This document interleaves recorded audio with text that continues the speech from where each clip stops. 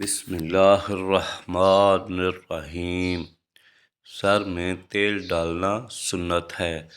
حضرت سیدنا انس بن مالک رضی اللہ تعالی عنہ فرماتے ہیں، سرکار مدینہ راحت قلب و سینہ صلی اللہ تعالی علیہ وآلہ وسلم سر اقدس میں کثرت سے تیل استعمال فرماتے تھے اور بسا اوقات داڑھی مبارک میں کنگھا کیا کرتے اور اکثر سر بند بھی سر اقدس پر استعمال کرتے تھے، حتیٰ کہ سر اقدس پر باندھنے کا مبارک کپڑا تیل کے کپڑے کی طرح چکنا ہو جاتا۔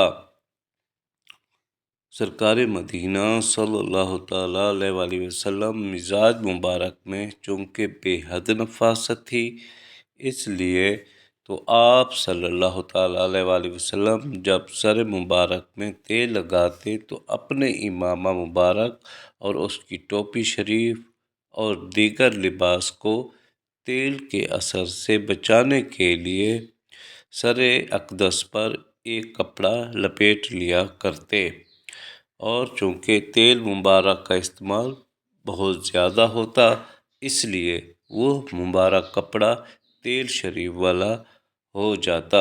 سبحان اللہ۔